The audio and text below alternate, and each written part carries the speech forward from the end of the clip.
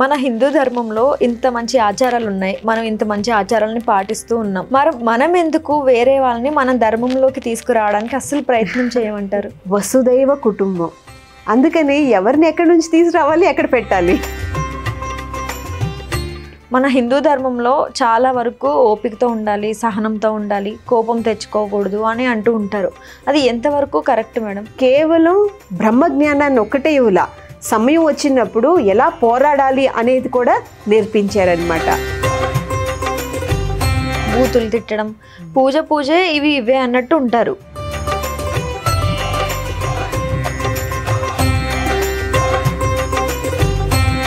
ఇప్పుడు మనకి సమాజంలో చూసుకుంటే చాలా వరకు మర్డర్లు కానీ, రేపులు కానీ, కిడ్నాప్స్ ఇవన్నీ ఎక్కువ జరుగుతున్నాయి. దానికి ఎవరు కూడా భయపడట్లేదు. ఎందుకు మనుషుల్లో ఇంత నైతికత అనేది పోతుంది, కనిపించట్లేదు ఈ మధ్యకాలంలో? మన మొత్తం విశ్వం కూడా దీని మీద బేస్ మీద నడుస్తుంది, కేవలం శిక్షా భయం మీద. నమస్తే, అనంత భక్తి టీవీకి స్వాగతం.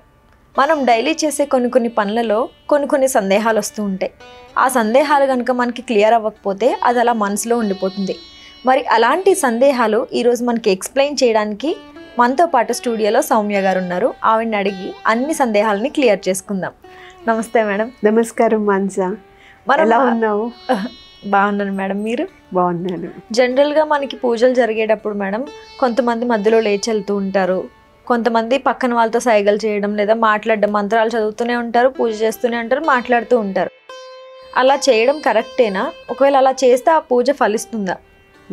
అవును మాన్సా, చాలా మందిని మనం ఇలా చూస్తూ ఉంటాము. అంటే పూజ చేస్తూ ఉండగా మధ్యలో చాలాసార్లు ఎగిసి వేరే పనులు చేసుకుని మళ్ళీ వచ్చి మధ్యలో పూజ చేస్తూ మళ్ళీ ఇంకా ఎవరితో అన్న సంభాషణ చేస్తూ పూజ చేయటం, లేదా సగం పూజ చేయటం, ఇట్లాంటివన్నీ మనం చూస్తూ ఉంటాం కదా. ఒక పూజ అనేది కర్మకాండలో చెప్పినటువంటి విధి విధానాలు అన్నీ కూడా పాటిస్తేనే మనకి ఆ పూజా ఫలితం అనేది లభిస్తుంది. అందుకనే చాలా వరకు మనం ఏం చేయాలి అని అంటే తెల్లవారుజామునే లెగిసి, అంటే బ్రహ్మముహూర్తంలో ఎప్పుడైతే మనం లెగిసి పూజ ప్రశాంతంగా చేసుకుంటామో అది ఏకాగ్రతతో చేసిన పూజకి ఉండేటువంటి ఫలితం ఎక్కువగా ఉంటుందన్నమాట. హడావిడిగా అవన్నీ చేస్తే కనుక అంత ఫలితం మనకి లభించదు. ఊరికే ఏదైనా ఒక నోవెల్ చదివినట్టు లేదా ఒక టైంపాస్ చేసినట్టే కానీ ఆ పూజ నుంచి మనకి కలిగే లాభం ఏది ఉండదన్నమాట. అండ్ దీంట్లో మనం ఇంకొకటి గుర్తుంచుకోవాల్సిన విషయం ఏంటి అని అంటే, ఇప్పుడు భగవంతుడి నామాన్ని కానీ శ్లోకం కానీ ఏదైనా చదువుతున్నాం అంటే ఏంటి, ఆ భగవంతుడు ప్రత్యక్షంగా అక్కడ కూర్చున్నారు అండ్ వాళ్ళని మనం స్తుతిస్తున్నాం అని కదా అర్థం. అవును. ఇప్పుడు మన ఇంటికి ఎవరైనా భోజనానికి వచ్చారు, వాళ్ళని కూర్చోపెట్టి మనం మిగతా అన్ని పనులు చేస్తా వాళ్ళ వైపు మనం నిర్లక్ష్యం చేస్తే వాళ్ళు బాధపడతారు కదా. అంటే వీళ్ళేంటి ఇలా పిలిచారు, ఇలా ఇబ్బంది పడతారు. మరి దేవతల్ని మనం అలా పిలిచి వాళ్ళ స్తుతి వాళ్ళ ఆరాధన చేస్తుండగా ఇలాంటి పనులు చేసినప్పుడు వాళ్ళకేం కోపాలు తాపాలు అవన్నీ రావు, కానీ వాళ్ళ కృప కలుగుతుందా? మనకి కలగదు కదా. అండ్ మనం చేసే ఇలాంటి పనుల వల్ల ఒక విధంగా దేవతల్ని అవమానపరిచినట్టే అవుతుంది. అంటే వాళ్ళకేం ఉండదు. ఇప్పుడు కొంతమంది మంచిగా ఉంటారు, వాళ్ళేం అనుకోరు, సరేలే ఏదో పనిలో ఉన్నారు అనుకుంటారు, కానీ మనం చేసిన పనుల ఒక ఎఫెక్ట్ కర్మఫలం అనేది మనకు తగులుతుందా లేదా? అదే విధంగా దేవతల సందర్భంలో ఇంకెక్కువ తగులుతుంది. అవును. అందుకనే వీలైనంత దేవుడి పూజలో బాధపడుతుంది. బాధపడకపోయినా మనం చేసిన కర్మ ఉంది, ఫలం మనకి తగులుతుంది.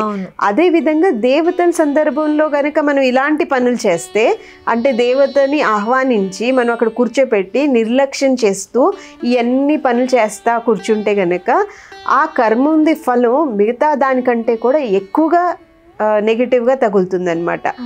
అందుకనే చేస్తే మంచిగా చేయాలి, లేదంటే కామ్గా ఉండాలి. భగవంతుడి నామాన్ని స్మరిస్తూ శ్రద్ధగా చేయాలి, లేదంటే శ్రద్ధగా చేయాలి. దేవుడి దగ్గర ఉన్నంతసేపు కూడా అని అంటున్నారు, కూర్చున్నంతసేపు. అయితే కొంతమంది ఇళ్లలో నైట్ టైం ఊడ్చకూడదు కొంతమంది అంటుంటారు కదా మేడం, నైట్ టైం ఊడ్చకూడదు, చెప్పులు గుమ్మం ముందు పెట్టకూడదు, దానికి ఎలాంటి ఎఫెక్ట్స్ పడతాయి అంటారు? ఇది ఎందుకని అలా అంటారు అని అంటే, సంధ్యా వేళల్లో యూజువలీ మనం ఊడవం అనమాట ఇల్లు. ఎందుకంటే ఆ సమయంలో దేవతలు మన ఇంటికి వచ్చే సమయం అన్నమాట. లక్ష్మీదేవి వీళ్ళందరూ మన ఇంటికి ప్రవేశిస్తారు. అలాంటి సమయంలో మనం పాస్ ఉడుస్తా కూర్చుంటే ఏమవుతుంది, ఆ దేవతల్ని అవమానపరిచినట్టు అవుతుంది. అందుకని వాళ్ళు వచ్చే సమయానికి ముందే మనం ఇల్లంతా శుభ్రం చేసుకోవాలి.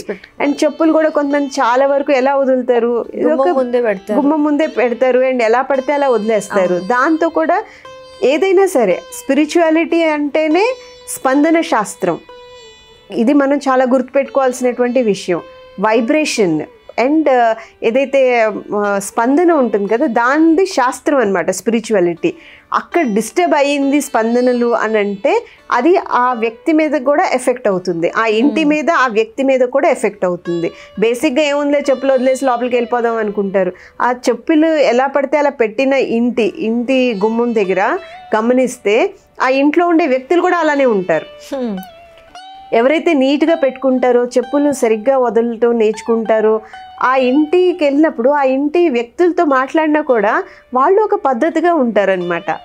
మనం ఈ డిఫరెన్స్ కూడా గమనించవచ్చు, డిసిప్లినిటీ వస్తుంది అనమాట. అందుకని చెప్పులు కూడా ఎలా పడితే అటొకటి ఇటొకటి అట్లా వదలటం చేయకూడదు. నీట్గా ఒక దగ్గర వదలటం, అది గుమ్మం దగ్గర కాకుండా సపరేట్గా ఇంకెక్కడైనా వ్యవస్థ చేసుకుని అక్కడ వదలాలన్నమాట. ఎందుకంటే ఇట్లాంటి బిహేవియర్స్ వల్లే మన శరీరం మీద, మనస్సు మీద కూడా, మన ఆలోచన శక్తి మీద కూడా ప్రభావం చూపిస్తుంది అనమాట. అందుకనే చిన్నయే పనులు, చెప్పులు సరిగ్గా ఒకదాని పక్కన ఒకటి వదిలి లోపలికి వెళ్ళడానికి ఎంత టైం పడుతుంది, ఆ వ్యక్తి సంస్కారం చెప్పులు వదిలేదాన్ని బట్టి తెలుస్తుంది అనమాట. మన హిందూ ధర్మంలో ఇంత మంచి ఆచారాలు ఉన్నాయి, మనం ఇంత మంచి ఆచారాలని పాటిస్తూ ఉన్నాం, మనకి దానివల్ల ఎంతో ప్రశాంతత, ఆనందం కలుగుతుంది కదా మేడం. మనం ఎందుకు వేరే వాళ్ళని మన ధర్మంలోకి తీసుకురావడానికి అస్సలు ప్రయత్నం చేయమంటారు? ఎందుకంటే మన ధర్మం మనకి నేర్పిన గొప్ప అండ్ చాలా అద్భుతమైన విషయం ఏంటో తెలుసా? వసుదైవ కుటుంబం. అంటే విశ్వం అంతా కూడా ఒక్క కుటుంబం. అందుకని ఎవరిని ఎక్కడి నుంచి తీసుకురావాలి, ఎక్కడ పెట్టాలి, విశ్వం అంతా మనం ఒక్కటే కుటుంబం అనుకుంటున్నాం కాబట్టి మనం ఎవరిని ఎలా ఎటు మార్చడానికి ప్రయత్నం చేయమన్నమాట. చాలా చక్కగా అనిపించింది మేడం ఈ విషయం మాత్రం. మన హిందూ ధర్మంలో చాలా వరకు ఓపికతో ఉండాలి, సహనంతో ఉండాలి, కోపం తెచ్చుకోకూడదు అని అంటూ ఉంటారు. అది ఎంతవరకు కరెక్ట్ మేడం? నువ్వు అన్నది కరెక్టే. ఓపికతో ఉండాలి, సహనంతో ఉండాలి అండ్ ఉద్వేగపడకూడదు. ఈ అన్ని విషయాలు నువ్వు చెప్పింది కరెక్టే. కానీ మన హిందూ ధర్మం మనకి బ్రహ్మ తేజంతో పాటు క్షాత్ర తేజం అనేది కూడా నేర్పించిందనమాట. అంటే మన చరిత్రని మనం తీసుకుంటే ఎక్కడెక్కడైతే అధర్మం జరిగిందో అక్కడ దానికి సమాధానం కూడా ఇచ్చిన సందర్భాలు కూడా ఉన్నాయన్నమాట. అందుకనే కేవలం ఓర్పు, శాంతి ఇట్లా కాకుండా సమయం వచ్చినప్పుడు సరి అయిన సమాధానం కూడా ఇవ్వగలిగిన ఒక విద్య, జ్ఞానం అనేది మన హిందూ ధర్మం మనకి నేర్పిస్తుంది. మన చరిత్రనే మనం ఉదాహరణగా తీసుకుంటే, ఎప్పుడైతే శివాజీ మహారాజ్ గారికి ఏదో ఒక ఆపద వచ్చింది ఒక సమయంలో, అప్పుడు సంత్ తూకారాం గారు యుద్ధం చేశారు. అంటే సంత్ తూకారాం గారి గురించి మనకు తెలిసిన విషయం వల్ల ఏంటి, ఆయన విఠల్ భక్తుడు అని అంతేవరకే తెలుసు. కానీ యుద్ధం కూడా చేశారు అనే విషయం మనకి తెలీదు చాలా వరకు. అట్లా మన చరిత్రలో ఎంతో మంది గురువులు వాళ్ళ శిష్యులకి కేవలం బ్రహ్మజ్ఞానాన్ని ఒక్కటే ఇవ్వలా, సమయం వచ్చినప్పుడు ఎలా పోరాడాలి అనేది కూడా నేర్పించారనమాట. ఇప్పుడు మనకి సమాజంలో చూసుకుంటే చాలా వరకు మర్డర్లు కానీ, రేపులు కానీ, కిడ్నాప్స్ ఇవన్నీ ఎక్కువ జరుగుతున్నాయి. దానికి ఎవరు కూడా భయపడట్లేదు. ఎందుకు మనుషుల్లో ఇంత నైతికత అనేది పోతుంది, కనిపించట్లేదు ఈ మధ్యకాలంలో? ఎందుకంటే పూర్వం మన హిందూ ధర్మంలో ఒక శిక్షణ వ్యవస్థలో ధర్మ, అర్థ, కామ, మోక్షముల గురించి నేర్పించేవాళ్ళు. ధర్మం అంటే ఏంటి, జీవితం ఎలా ఉండాలి, ధర్మ మార్గంలో ఎలా నడవాలి అనేది నేర్పించేవాళ్ళు. అర్థ అంటే ఏంటి, ఈ ధర్మ మార్గంలో నడిచేటప్పుడు కావాల్సినటువంటి ధనాన్ని ఎలా సంపాదించాలి, అది కూడా ధర్మబద్ధంగా. మూడవది కామ అంటే ఏదైనా కోరికలు కూడా ఎలా తీర్చుకోవాలి, ధర్మబద్ధంగా ఎలా ఉండాలి, అప్పుడే మోక్షం అనేది లభిస్తుంది అనే ఒక జ్ఞానాన్ని నేర్పించేవాళ్ళు అనమాట. కానీ ఇప్పుడు కలియుగంలో ఈ సమయంలో ఈ పీరియడ్లో ఎలా అయిపోయింది అని అంటే కేవలం అర్థ అంటే డబ్బులు దేనికి సంపాదిస్తున్నారు? కేవలం కామాన్ని పూర్తి చేసుకోవడానికి, అంటే వాళ్ళ కోరికల్ని పూర్తి చేసుకోవడానికి ఒక్కటే అనేది మన ఎడ్యుకేషన్ సిస్టమ్ చూసినా ఎక్కడా కూడా మారల్ వాల్యూస్ గురించి కానీ ధర్మం గురించి కానీ నేర్పించట్లేదు. తల్లిదండ్రులకి టైం ఉండట్లేదు. సో ఏమవుతుంది, ఆ నెక్స్ట్ జనరేషన్స్కి వాళ్ళు చేస్తున్నటువంటి కర్మ ఉంది. మన న్యూటన్ లా మనం నేర్చుకున్నాం కదా, every action has its equal and opposite reaction అని. అట్లా మనం చేస్తున్న ప్రతి కర్మ ఉంది, ఫలం మనకి రివర్స్ అవుతుంది అనే జ్ఞానాన్ని ఎవరు నేర్పించడం లేదు. అందుకని ఏమవుతుంది, ఈ పలానా తప్పు చేస్తే మన మొత్తం విశ్వం కూడా ఏ దీని మీద బేస్ మీద నడుస్తుంది? కేవలం శిక్షా భయం మీద. అవును, అంటే శిక్ష పడుతుంది అనే భయం లేకపోతే ఎవరు పడితే ఎలా పడితే అలా విచ్చలవిడిగా బతికేస్తారనమాట. ఈ పలానా కర్మకి ఈ ఫలం దొరుకుతుంది అనే ఒక భయం లేదు అనుకో, అప్పుడు ఇలాంటి పనులే ఎక్కువ కనిపిస్తూ ఉంటాయి మనకి. అందుకనే ఈ శిక్షా పద్ధతి భయం లేనందుకే సమాజం ఇలా తయారైందనమాట. ఎప్పుడైతే ఈ శిక్షా పద్ధతి అనేది ఉంది అనేది ప్రతి ఒక్కళ్ళకి అవగాహన ఉంటుందో, ఏదో నెక్స్ట్ జన్మలో వస్తుంది, ఇప్పుడు బానే ఉన్నాను, ఇప్పుడు అంతా బానే కుదురుతుంది అనేది డబ్బుంది అనే దీంట్లో ఉంటారు. అది ఎంతసేపు బ్యాంక్ అకౌంట్ లో మన డబ్బు ఉంది, మనం ఇలా ఖర్చు పెట్టేస్తుంటే ఎంతసేపు అది ఖాళీ అవడానికి? అది గుర్తుపెట్టుకోవట్లే. చేసిన మంచి కర్మల ఫలితం వల్లే ఇవాళ వాళ్ళు ఎంత చెత్త పనులు చేస్తున్నా కూడా వాళ్ళ జీవితాలు బాగున్నాయి. కానీ ఏదో ఒక రోజు మంచి కర్మల ఫలం తగ్గిపోతుంది, ఈ చెత్త కర్మలది ఫలం బయటకు వస్తుంది. అప్పుడు మళ్ళీ వాళ్ళు ఆ స్థితిని అనుభవించాలి అనే ఒక జ్ఞానం సమాజంలో కోల్పోతుంది అన్నమాట. ఎంతసేపు ఈరోజు బాగున్నాను అనే ఒక మానసిక స్థితి ఏర్పడిందనమాట. ఇప్పుడు చాలా మంది పూజలు చేస్తూ ఉంటారు. కొంతమందిని చూస్తే వీళ్ళు పాజిటివ్గా ఉన్నారు అనేది మనకు అర్థమవుతుంది.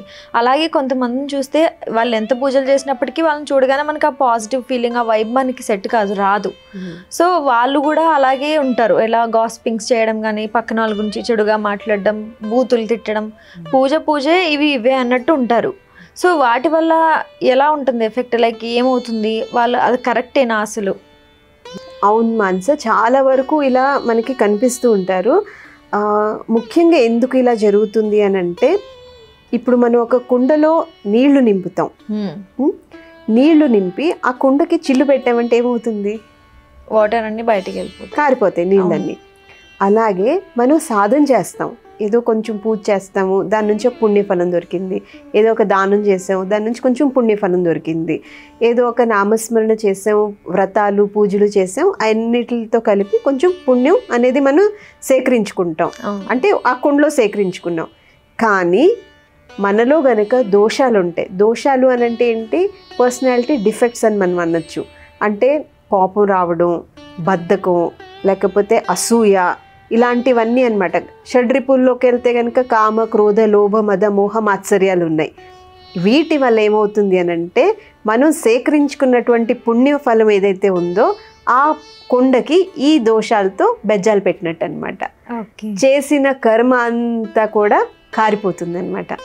సో మనం పూజ చేస్తే మనకు పుణ్యం వచ్చేసింది, సరే ఇక్కడ బూతులు తిడుతున్నాను, అక్కడతో అయిపోతుంది అనమాట. అందుకనే మనం ఏ సాధన చేసినా, ఏ మార్గంలో సాధన చేసినప్పటికీ కూడా, భక్తి అవ్వచ్చు, కర్మ మార్గంలో అవ్వచ్చు, ధ్యాన మార్గం అవ్వచ్చు, లేకపోతే ఇంకేదైనా మార్గంలో సాధన చేసినప్పటికీ మనలో స్వభావ దోషాలు, అహంకారం తగ్గకపోతే చేసిన సాధన అంతా కూడా వృధా అవుతుందన్నమాట.